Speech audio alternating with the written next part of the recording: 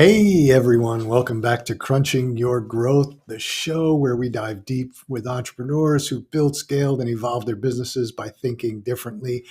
I'm your host, Phil Masiello, entrepreneur, brand builder, and founder of Crunch Growth, a revenue acceleration agency. And we've been helping brands scale profitably for over 12 years. Let me give you a little background on why you want to tune into this show. There's lots of so-called coaches, marketing experts, and those who've never actually built anything themselves. They're reading from someone else's playbook, not their own. But that's not me, and that's not this show. I've built and scaled 3 successful startup brands, exited companies. I've lived the grind of launching, scaling, pivoting, winning, losing. And today, my team and I help brands grow every single day across e-commerce, retail, and emerging platforms. So we don't just teach theory, we write the books on it. So when you listen to this show, you're not just getting advice from me, but other entrepreneurs. You're getting real world experience, lessons learned in the trenches, wins, losses that shape the playbook we use to help brands thrive. So if you're serious about scaling, about doing the work it takes to build something that lasts, you're in the right place. So let's dive in. So today, we're honored to have culinary innovator and entrepreneur David Blonsky. He's the visionary behind Saucy Gourmet. David's career from the kitchens of iconic restaurants to creating a booming gourmet brand is nothing short of inspiring. So get ready to savor the journey and let's dive in. David, thanks for taking the time to come on. Why don't you give us a bit of background? Why don't you take us back to sort of the beginning of the journey and, what you were doing and then what made you decide to be an entrepreneur and start your own brand and then move forward from there and give people a little bit of an idea of what some of the things you're going through. Absolutely. Thank you for having me. I kind of take my career back to my younger days when I was, in my early teens. I was very privileged. I had an amazing father who loved dining and loved traveling and loved wine, and so it really inspired me to really indulge in the culinary world for sakes. And so, we were able to travel and we were able to eat at the most amazing restaurants, wherever we went, and it just really sparked my interest for food and just the whole experience of the hospitality industry.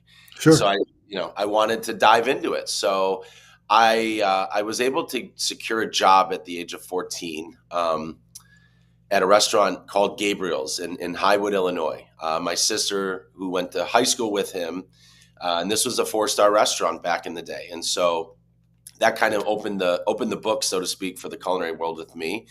And I was able to sit in the kitchen and pick time for about 2 weeks straight with a tweezer.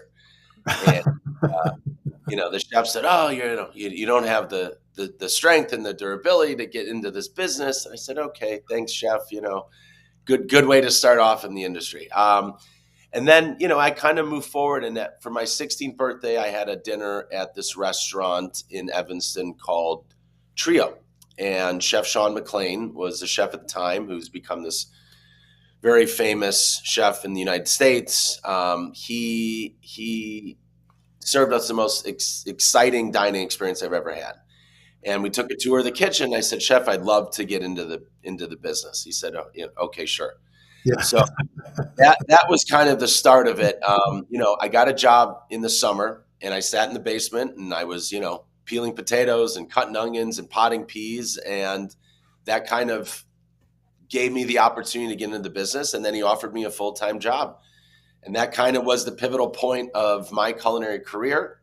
I finished high school, and I applied to the Culinary Institute of America in Hyde Park, New York, and was accepted. And I started that right after high school, and went there in 1997. I graduated in 99. I did my internship at Wolfgang's, Wolfgang Puck, and Know him well. yeah, kind of went from there. And then I moved down to South Florida for a little bit to get my business degree in hospitality management.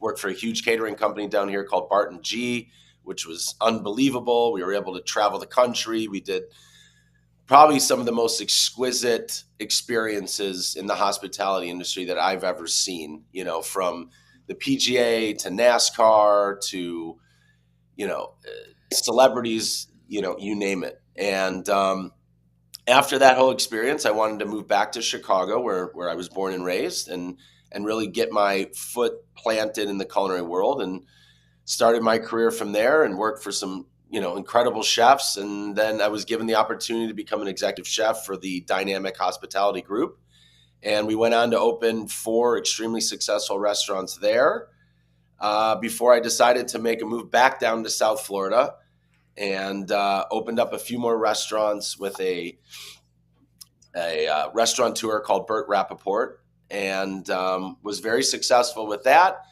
And I had a child, and I kind of took a step back and wanted to really evaluate what I want to do with my life and my Sure. career.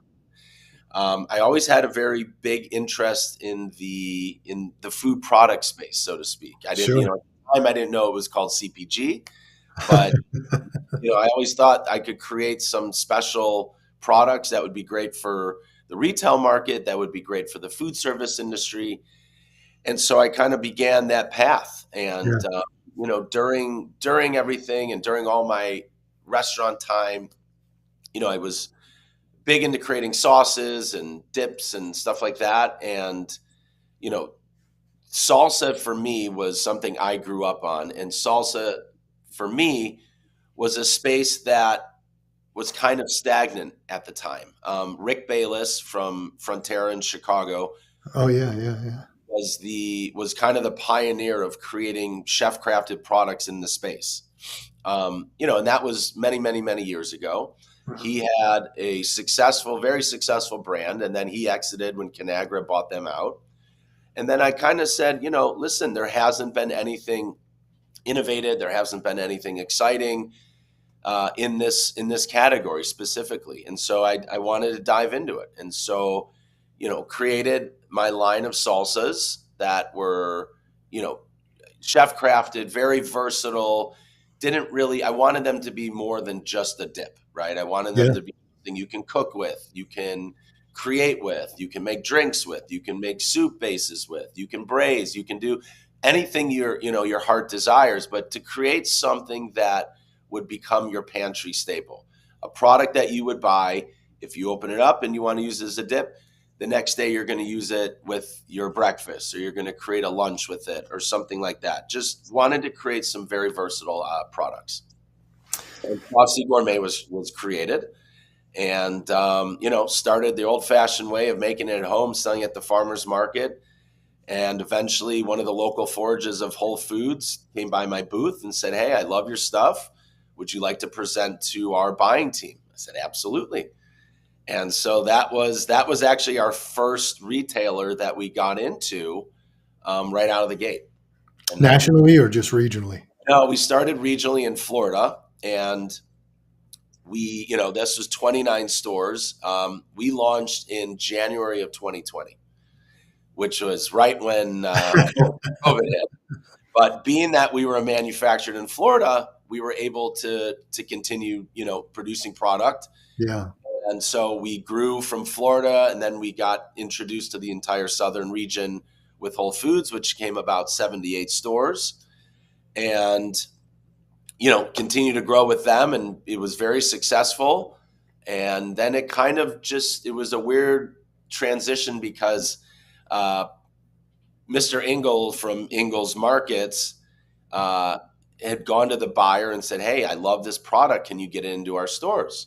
And so I get an email from the buyer of Ingle's going, I had this weird request from Paul Ingle. You know, he asked for your products to be in all our stores. I said, "Okay, how many stores is that?" 197. I said, "Oh, okay." So we luckily were able to kind of get that going pretty quickly, and our manufacturer was able to keep up with it all. And then we progressed with them. And then from there, being in Florida, we really wanted to get into Publix, Sure. and we did a presentation with Publix, and they approved us, and we started with an incredible program that they have, which is a Florida local program. Ah, And they really support local brands, and we were able to secure about 750 stores with Publix, which was amazing. But in reality, we had to figure out how we were going to produce all that product. My manufacturer was a very small manufacturer.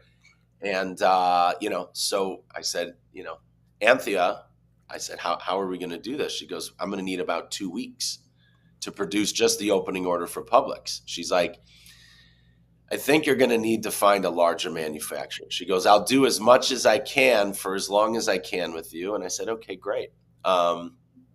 So she produced the product, but she didn't have boxes. So I said, okay. So we had to order boxes. And a very good friend of mine, Chris Fox, and I rented a U-Haul, drove up to Clearwater, Florida from Miami. And what we thought was going to be a 2-day project ended up being an entire week of building boxes, putting the dividers in, taking the salsa, putting in the box, taping them up, palletizing everything.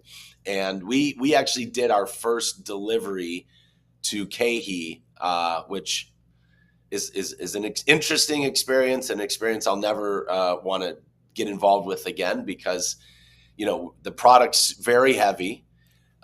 We had a 26-foot box truck that was way overweight, but we made it from Clearwater up to Elkton, Florida, and made that delivery. Came back to Clearwater, picked up the delivery that had to go to Fort Lauderdale. And we're driving back to Fort Lauderdale. We made it. We said, wow, this is amazing. And we're exhausted. My buddy goes, here, we can leave the truck at the Walmart parking lot, because you can park what we thought was trucks and RVs there at the time. So we went home, came back the next day. The truck's gone. Oh. It had gotten towed. Oh. So luckily the tow yard was right down the street, and none of the product broke. We were able to get the truck back. We made our delivery, which was late, and they were going to refuse us. And we said, please, this is what we just went through. And they said, okay, no problem. So we got our first delivery out to Kehi, which was going to Publix, and said, we'll never do that again. So, I had no clue about logistics. I had no clue about shipping, any of this stuff. This was all new to me. I mean, I came from the restaurant industry, and I knew how to order product. I knew how to create dishes. I knew how to manage a staff and run a kitchen, but I had no idea about this business at all.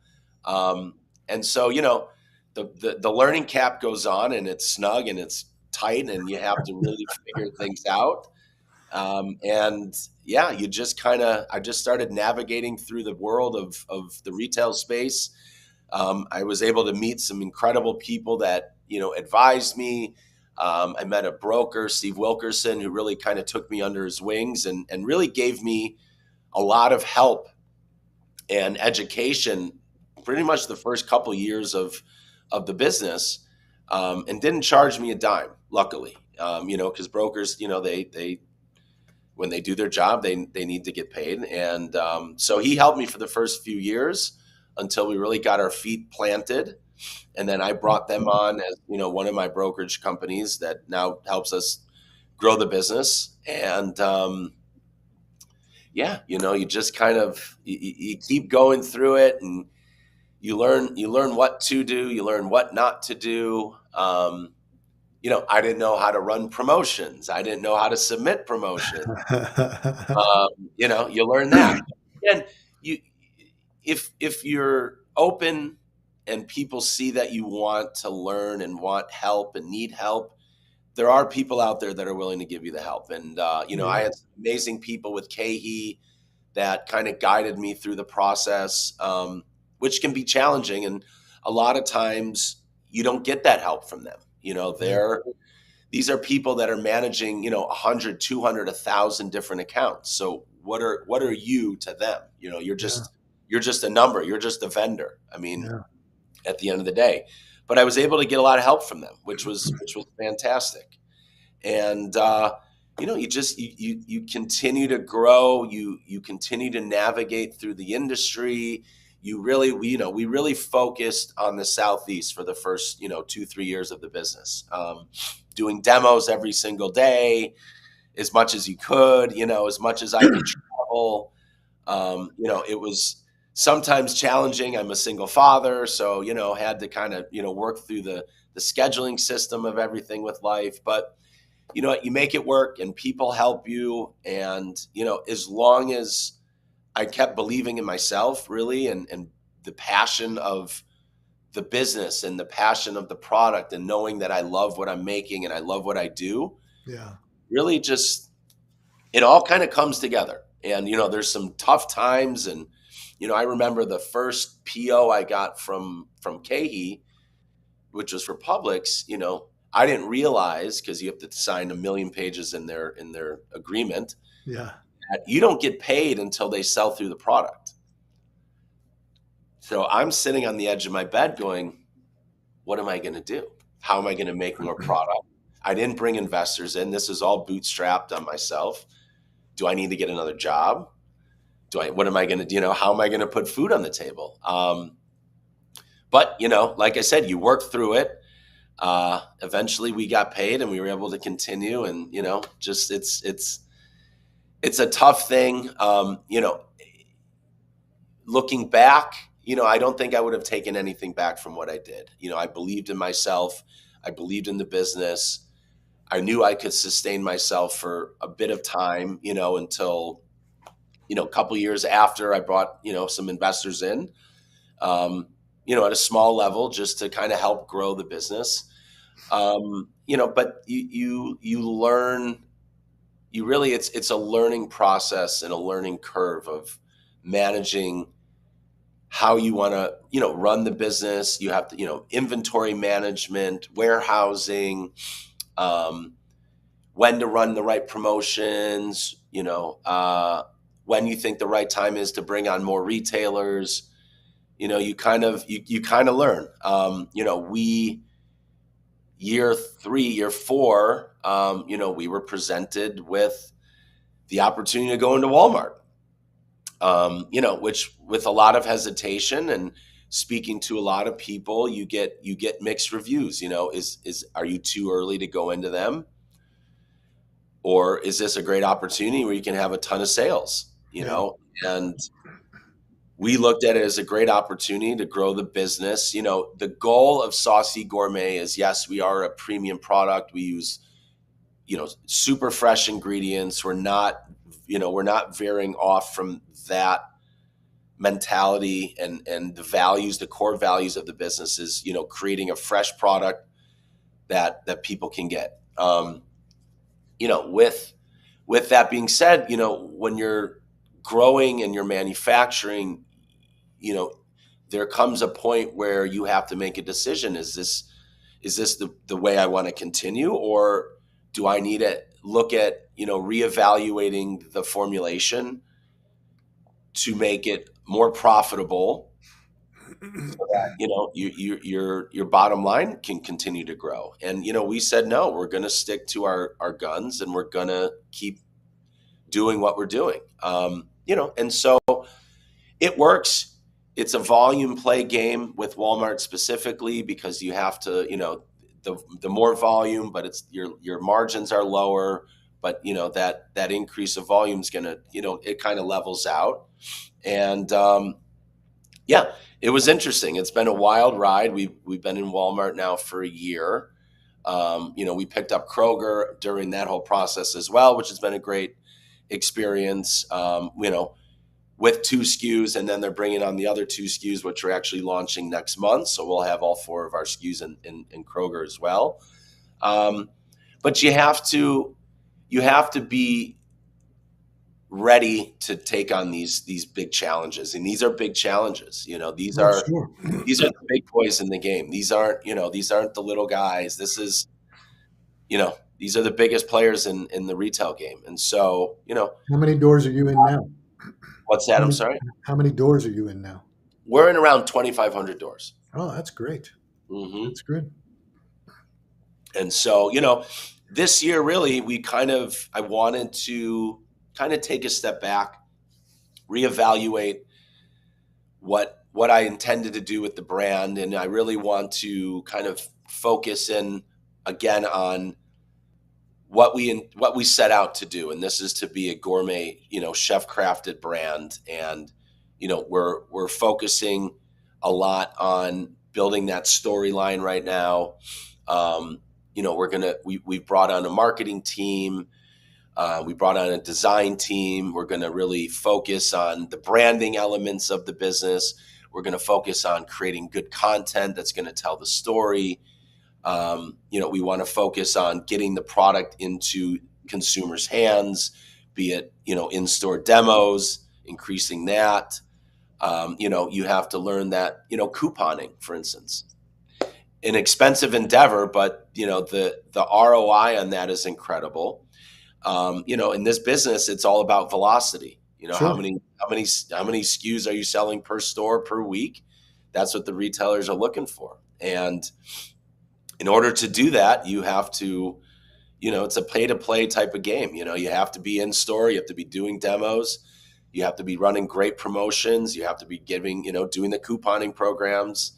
That's really what's going to, tell the story and help you turn your velocity, level up, so to speak, to which is important, because when retailers look at you at a certain point, they want to see what your velocities are. They want to see what your sales are, because that's going to determine if you're a viable product to be on their Sure. shelf. Sure. And so that's kind of the game right now that we're playing, and it's working and it's helping, and we're excited to continue to build this thing out. We're gonna dive in deeper to the demoing side of the business. We're gonna start working on doing off shelf displays that you have those little And partitions, or whatever you sure. call it, on the end of the rows that And you cap. have product on. It's a great marketing tool. Um, yeah, it's kind of, it's you're always learning and you're always growing, and there's going to be some hiccups and there's going to be some mistakes, and you learn from those, and you build on that, and listen, you hope for much success. We're working on some new product lines that we're excited to do. We were able to secure a great relationship with HelloFresh, which is the Oh yeah. meal company, which has been fantastic. We're hoping to really build out the food service side of the industry now with the business, which is, again, it's a whole new challenge. It's a whole new arena that we're playing in. Sure. Sure. But we have some great people that are supporting us. We have some great brokers that are working with us closely. We're going to start doing, trade shows in the food service side of the business, which is exciting. And just kind of, continue to grow the Saucy brand and make it something special, so it can be a recognized, nationally known brand eventually. Yeah. That's a great story. It's difficult. I remember I grew up in the food business as well. I grew up in restaurants and all that. And I think when we were on the call last time, or the pre-call, I think I talked to you about this. And then I was in the specialty food arena. I had stores in Washington D.C., New York, Connecticut, and Maryland. So I know that it very well. And then I founded a business called the Daily Markets, which got bought by Harris Teeter Supermarkets. So I was involved as a senior VP at Harris Teeter for a number of years, and it's a rough transition, because most uh, most retailers are want to foster innovation and bring in young brands, but they don't really have the infrastructure to do it, because they have this infrastructure built around bringing in national brands. And Correct. so a lot of them do it well. I think Whole Foods does it well, and um, I think Walmart does it well. Actually, we have a lot of brands now that we work with that are in Walmart across the country, and people bash Walmart, and I've been in the food side of it for years, and people bash Walmart and say, they're strong arm tactics, yada yada. But the reality is that they're not. They're really one of the most ethical people. They pay on time. Generally they don't charge you slotting fees if you're a new and innovative product. Hmm. Um, I remember when we did skincare, we had a beauty brand early 2000s, and we built it on the shopping channels and online. And we had built it up so it was the retailers started to come to us. And we were very clear with retailers like Ulta and Sephora and things like that, that we didn't pay slotting fees. We weren't going to pay slotting fees. And so we didn't really need them because we were doing quite well on our own. And we had agreements with everybody and written agreements. And I'll never forget, um, we got a message from one of the retailers about 2 months after we were ready in store and everything. And we got this email and it said, "Good news, your slotting came in at $18,000 a SKU." And I said, so I responded back and Great. I said, "Here's our agreement. We don't pay slotting. I'm sorry, if that wasn't communicated with you." And the buyer freaked out on us, like freaked out on us. And and I had to go to the CEO of the company and say, "Look, we have an agreement. I don't really care. I don't need, we're doing fine without you guys. I'll pull the product out. I'm not paying slotting fees, Right. especially not by that time. We had probably 20 SKUs. I mean, 18,000 a SKU. Yeah, right. Do the That'll put you in the poorhouse." yeah, I said, "That's money we're investing in marketing." And so she went to the buyer and said no. But after that, the buyer was just mean to us for the rest of eternity until we sold the company. It was just nasty. And look, we understood how the game was played, but for us, I'm a big advocate of e-commerce. For me, I'm a big advocate of e-commerce with consumer brands where you build like what Graz has done or what Truff has done or with Glossier or some of these other brands where they just make such a great um, statement online that the retailers want you. Harry's Razors and yeah, Billy, that the retailers want you because then you're in a better negotiating position for negotiating terms of payment, negotiating, slotting fees, sure. rebates, discounts, accruals, all that stuff. Because I mean, as like you said, as much as you want the volume, you got to be careful because you got to balance out the profitability with the volume. Because I've Yeah, seen a lot of brands get into trouble by just getting in there, and then all of a sudden, they're not profitable at that, right. and it's a dangerous position to be in. Absolutely. So, yeah. It's great. So what's next on the agenda? I mean, obviously now that once you get in, you really have to not only support what you're selling, but also you have to continually come up with new. Yeah, so we, right now we're working on some Greek yogurt based dips. This is something I've really wanted to do. I think if you look at the deli dip section, right, it is Yeah, it is very hummus focused. yeah, very much so. We've been told if I review one more hummus, I'm gonna, and this kind of these dips originated actually when I moved down to Florida and I opened the restaurant Apero, which is a Mediterranean style restaurant, and obviously yogurt's a very big ingredient in the cooking process. And so I had these recipes and it was one of those kind of everybody's like, this stuff's amazing. People would want to order it to go type of, Yeah, thing. And so, that light bulb went off and I wanted to put it aside. I kind of said that the salsas are the foot in the door. yeah, We're going to continue to grow the salsa line. We're going to continue to kind of grow that category, so to speak. We're going to come out with some cool, limited edition flavors, which will be fun. And I think that'll be a great vehicle for us to do, like you said, that direct to consumer opportunity and make something fun with it, make it exclusive, make it something special that people want to try and want to get. And if you only have so much, it's more luring for people to want to buy it. Really focusing on finding those macro and micro influencers that you can send your products out to, that they sure. want to try it and give you those reviews and grow out that line.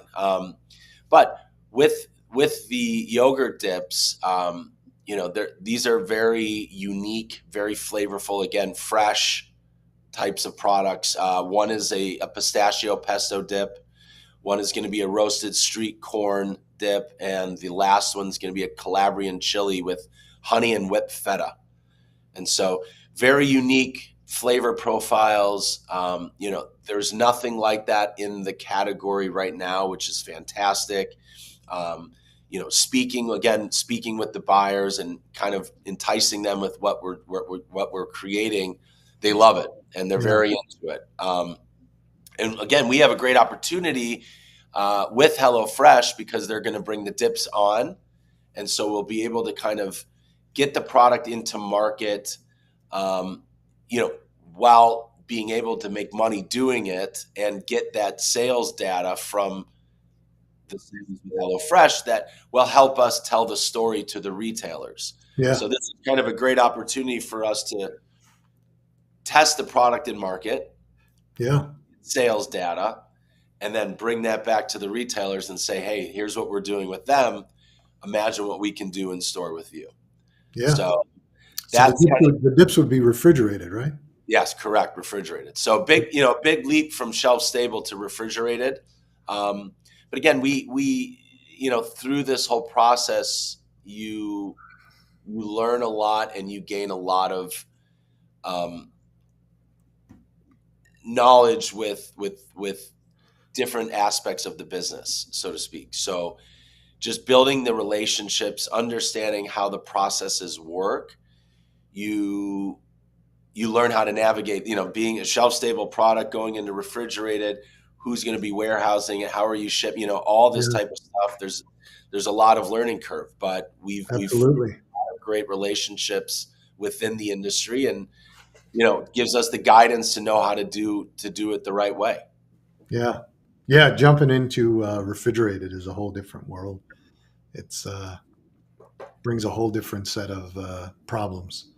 But yeah, I mean, it's great when you can come up with something unique, especially today in the grocery store and the supermarkets. When you can come up with something unique, it tends to do very well, especially with flavor. We have a client, long term client, and they're in the sauce business and in a different way, hot sauces, pasta sauces, that type of stuff. And they've been around for a really long time, and they started to slip a little. And they took us on about 6 years ago. And the first thing I said was, what business are you in? And the first thing they said was, we're in the sauce business. I said, you're not in the sauce business. You're in the flavor business. People don't use, you think about the use case, people don't use the sauces to just as a meal. They're not, yes, we could say pasta sauce, you put it on pasta and you do different things, but there's a million things to do with it. And you're really adding flavor. That's what you're doing. Same thing with hot sauces, same thing with condiments. So you're in the flavor business. And then we sort of revamped everything that they were doing, and really resurgence of an older brand. Yeah. Um, and then they started to think about and going into the side of the business where it's more perishable because they're shelf stable. And Hmm. I said, for them, I said, I wouldn't advise it. They were doing their own manufacturing. I said, you're going to have to build a whole new facility. You're not going to be able to do it. It's a totally different thing. You could outsource it, but you're talking about a whole different system. And what you do today. I think it gets to the point when you're bigger, when you're young like you, and when you're starting out, it's much more flexible, and you can go and try and do different things and get into different categories. When you're bigger, it's a whole different world, you know. And I don't think some people can um, make that switch, make that jump, make that leap to go from shelf stable to deli. They actually bought another brand that was more focused on high end like charcuterie, so it would go into like a Wegmans deli, right? But they struggled with it, and that was shelf stable, and they just struggled with it because it was just two different mentalities, and we tried to guide them through that, but they just couldn't. It's just two different mentalities. But when you're an entrepreneur like yourself, you're more flexible. You think about things in a different way. So Yeah, I mean, you got to think. You always got to be open minded with everything. The other key to the success of the brand really is aligning ourselves with incredible people that help us and yeah, support us, guide us through everything. But people have to believe in you. They have to believe in the founder, the entrepreneur, whoever, the person behind the brand, which I lost sight of. And then I realized, this is about me. This is about my entire culinary career. And how can I create products that people are going to love? And when you have that and that passion and it comes out, people see it, they feel it, and they believe it. And so that's what's really helped me continue to grow the business, the brand, bring in investors and people who believe in me and believe what I can create and what we can put out into the marketplace. But it's not just that. I mean, it's great for getting people, building a team of people, whether they're internal or external. But Mhm. that's also the fundamental of the marketing, because it's the fundamental of the storytelling. Because Right. people today, consumers today, anybody under 45, they want to know what they're buying and who they're buying it from. Most of Absolutely. the time, they don't want big, national Procter and Gamble's. It's faceless. They Right. want they want to know, and that's again, you start looking at the brands that have really exploded, Glossier and Truff and Graza and those types of brands. It's all there are people behind it who tell the story, and that comes through in their social media and their short form content, their long form content, and Right. all that's important, because and that's your fundamental, that's your foundation of all your marketing. Hmm. Absolutely. And I think, especially nowadays with the Gen Zers and the millennials, really it's about your marketing. It's about your social presence and Absolutely. seeing the brand. And when all the buyers, everybody's on social media now and they're seeing what's the Oh, hottest thing, absolutely. and so, yeah, and that's a big part of it. And we just brought on a new person who's really going to work with me in developing that brand story, getting in the kitchen, doing collaborations with chefs, really getting back to my roots, because it started that way. And then as you grow, you can't do it all. And I was this chef guy that created this product that was cooking. And then I start running the business. Next thing you know, I'm not cooking. And so, like I said earlier, I want to get back to my roots. And now that I have the support and the team behind me, I'm going to be able to get back to my roots of being the chef, and being the face of the brand, but being able to show people the fun and the excitement of Saucy Gourmet and what we can, what we can bring to the table. Because at the end of the day, our morals and our values were, how do we bring friends and family together, right?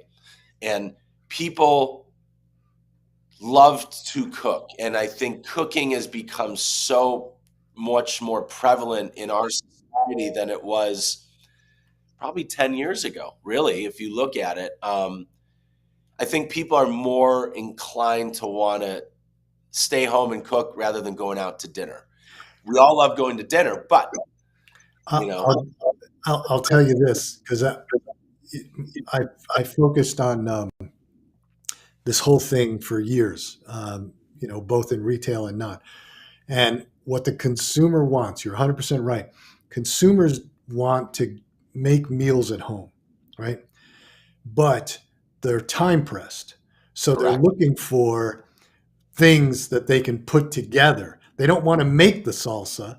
They don't want to make the salsa. They Right, want to buy your salsa, and they want an understanding of, how do I use that with the chicken I just made, or how do I correct. use that with. So you're 100% right. People want to do more cooking at home, but that's why, like, HelloFresh and all these are Blue Apron. That's why Hmm. they are doing quite well, because they make it very simple for people to understand and how to cook. People want to Yeah. cook at home; they just don't want to do the prep work. Yeah, we're creating products that take out the prep work, that take out all the time and the chopping and the dicing and the mixing and all that stuff. Exactly. That's what I'm looking to do is create products that people can just come home, get a piece of fish, get a piece of chicken, get a piece of meat, and Exactly. a few different ways of cooking it, and using the sauce that way is there's your vehicle to work off of. That's like the foundation. Saucy being the foundation, and you can add to it depending on what you're in the mood for. That's Yeah. the fun part of it, and that's the goal, and that's what we've set out to do. And so now, getting back to, like I said, getting back to my roots, where I'm going to be just start doing, constant creative content that's going to show people the versatility of the products, how to use Saucy, how to bring it into your home, how to share it with friends, how to make these amazing meals. And I think that that's going to help really kind of propel the business to the next level. Oh, absolutely. Absolutely. For- You're going to have to get comfortable being in front of that camera because you're going to be doing it an awful lot. Right. It's, we have a couple of clients and, we keep saying to them, you're the one who has to be the face of the brand, and they get, they get, they don't want to be out there, right? They're afraid, but you get them comfortable with it and you show them how simple it is. And then they can't, they want to talk about their product all the time, but Right. that's the key, man. If you can get out there on social and build your social presence and talk to customers through the camera. This is we founded skincare brand, like I said, and we did it on Home Shopping Network. And the Mhm. whole fundamental of that process is that you've got the founder of the brand. In this case, it was Carol Alt, who was our partner in it, but she was, the one who was on screen, and that whole concept of television shopping and then doing direct response television has really given us as an agency a leg up on everybody else because we understand how to put that whole piece together, how to really use video to sell, and that's what's really over the last couple of years has really been boom for us. We also do like connected TV ads for brands and things like that, but Yeah. that's it's been out there, right? So if you're ever looking for how to do it, just watch HSN or QVC for Yeah. a couple of hours. That's the whole thing because they have a formula, and and Wolfgang. I said you said before Wolfgang Puck. Wolfgang's been on HSN for years, and we actually do his cooking school, the Marketing Cruise Cooking School, and we were involved with a couple other projects with him. And he's great at it. I mean, people they just connect with him when he's talking, and that's what's going to happen with you. You get out there, people are going to connect with you, and then they're going to see the product, and then they're going to start buying it. And it's also going to boom your online sales. Exactly. And So that's a very important part of the business these days. And you know, it's funny, and I'll say this, even though I hate to say it, but salsa, for all intents and purposes, people, if you want salsa, you're kind of going to your local grocery store. Where a hot sauce or a barbecue is regional, and people are always interested in trying those types of things. And so it's we need to tell the story, like you're saying, so that people all over the place want to buy our products.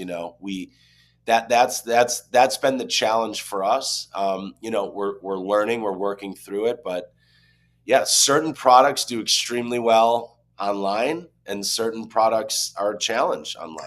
well, I think you'll be challenged with the refrigerated, but the salsas, the shelf stable stuff. What's going to happen is you're never going to have every door in the country, and so you're going to have people that are going to see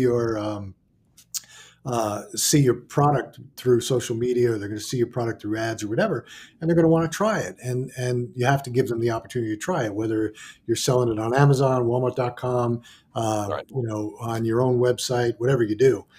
Yeah, certainly refrigerated is always a challenge online. It's always been a challenge. It's very difficult to do, and it's very expensive to do because you have to Right. send it out refrigerated. And but when it comes to shelf stable, much Yeah. easier.